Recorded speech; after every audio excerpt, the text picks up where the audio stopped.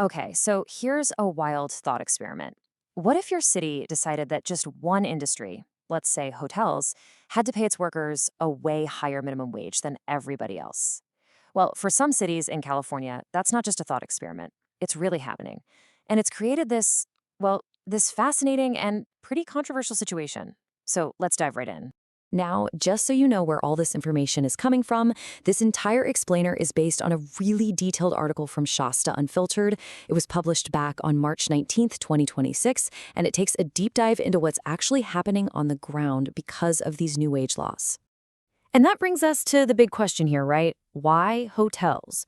Why are some hotel workers in California getting their own special minimum wage that's so much higher than the statewide rate? It's a great question, so let's unpack it.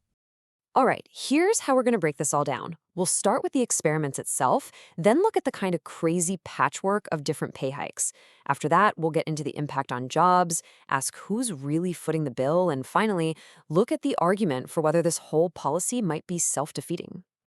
Okay, first up, California's hotel wage experiment. At its core, this is all about local city governments deciding to create wage laws that target just one single industry. And in this case, that's hotels. So what are we talking about here? It's pretty straightforward, actually. A hotel-specific minimum wage is a local rule that forces hotels to pay their employees more, sometimes a lot more, than the standard city or statewide rate. We're not talking about California's regular minimum wage of around $16.90 an hour. Nope. These new laws go way, way beyond that. And really, the poster child for this whole movement is the Los Angeles Hotel Worker Minimum Wage Ordinance.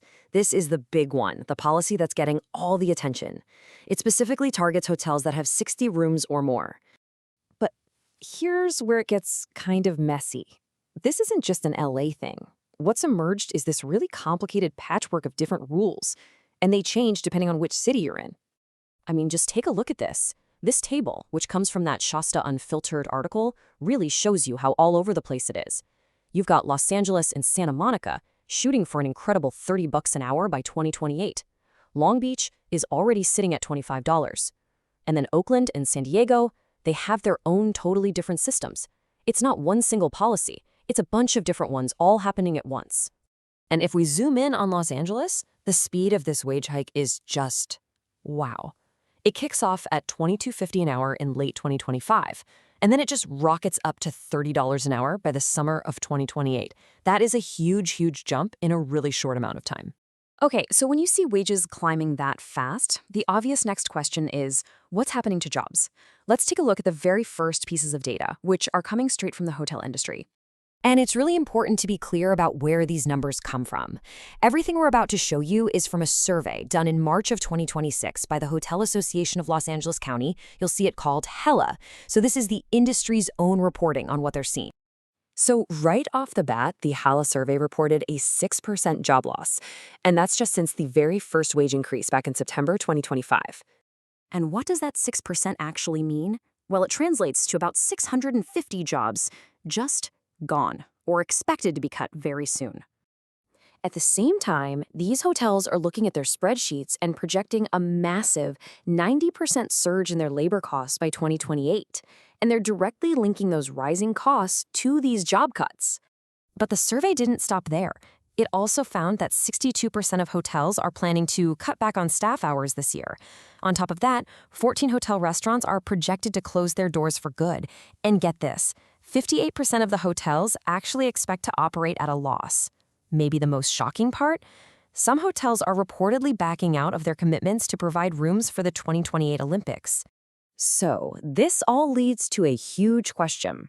If hotels are losing money and cutting jobs, who actually ends up footing the bill? Let's follow the money and see where these economic ripples are going. You know, the whole idea behind these laws, the stated goal, was to let hotel workers get a bigger slice of the tourism pie through higher wages. But according to the source article, the reported outcome is something different. It's tourists and travelers who are paying more, or they're just deciding to take their vacations and their money somewhere else entirely. So how exactly are visitors feeling this? Well, the article points to things like higher room rates and all sorts of new fees. Parking, for example, is up by at least 10%. You might also see hotels cutting back on services or hours for things like restaurants and pools. And this is a big one. Major conventions and business events are reportedly looking at states like Nevada, Arizona, and Florida instead. And all of this leads us to the final and maybe most important part of the story. It really gets to the core argument of the Shasta Unfiltered article. Could this policy actually be self-defeating? The article really sums up its entire point of view with this one quote. It says, California's approach isn't helping hotel workers. It's shrinking the industry that employs them. That right there is the central thesis from the source. And the argument doesn't just stop at the local level. The article suggests that as Southern California gets more and more expensive, it's not just a local issue. It actually hurts the entire state's reputation, its whole brand as a premier tourist destination. And so all of this leaves us with a really tough final question, one that this whole situation brings into sharp focus. For any industry, not just hotels, and for any city, where do you draw the line? Where is the balance between ensuring a living wage for people and hitting an economic breaking point that could harm the very businesses that provide those jobs? That's really the core tension of this entire experiment.